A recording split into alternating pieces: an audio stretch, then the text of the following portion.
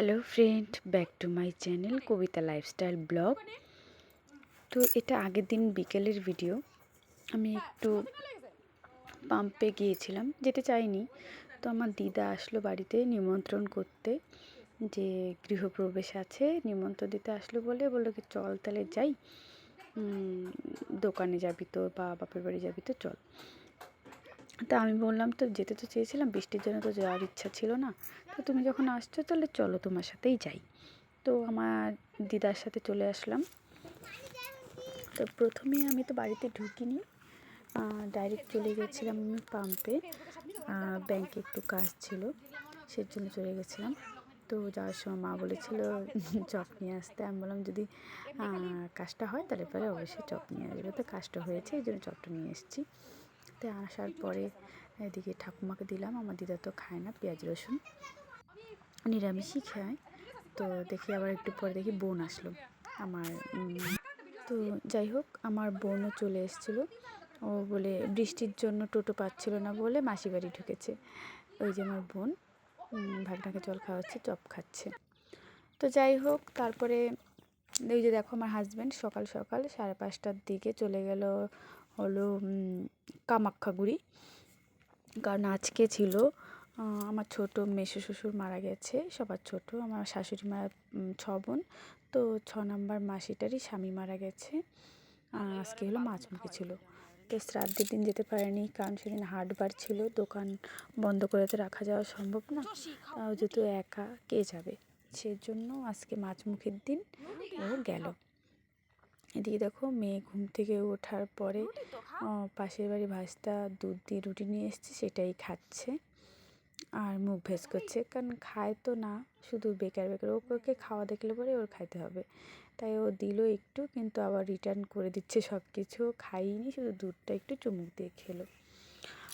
ও ওদিকে খাচ্ছে। তারপরে মানে ওর বাবা যাওয়ার পরে আমার আর ইচ্ছে করছিল না কোনো কাজ করতে, কারণ আমরা সহজে কোথাও একলা কোথাও মানে রাত থাকা করে যাই না।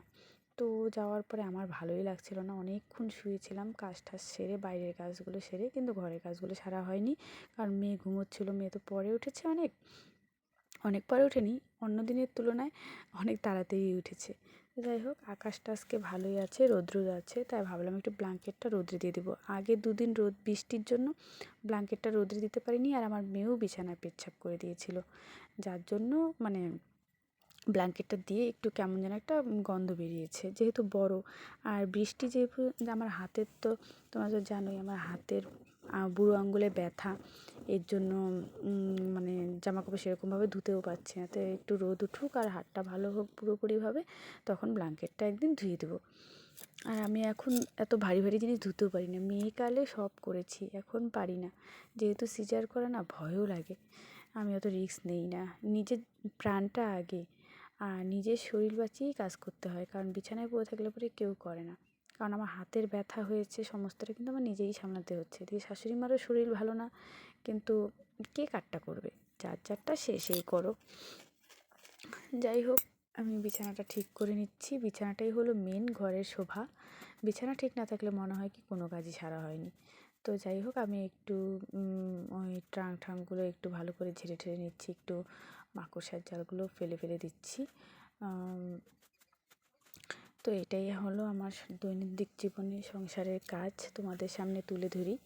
তোমাদেরকে শেয়ার করতে পেরে আমার খুব ভালো লাগে। যে কয়জনই দেখো না কেন, 2 জন দেখো 3 জন দেখো, ওটা দেখেই আমার শান্তি, যে আমার ভিডিও কেউ দেখে, পছন্দ করে।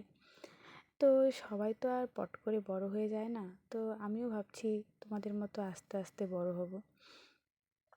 তোমরা আমার ভিডিও দেখো, অবশ্যই লাইক কমেন্ট করো, শেয়ার করো।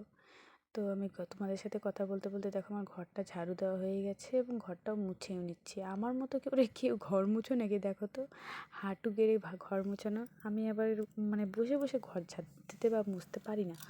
আমি একটু মানে আগের থেকেই একদম হাঁটুটা ছেঁচড়ে ছেঁচড়ে নিয়ে তারপরে আমি ঘর মুছি, এইরকম করেই আমি ঘর মুছি।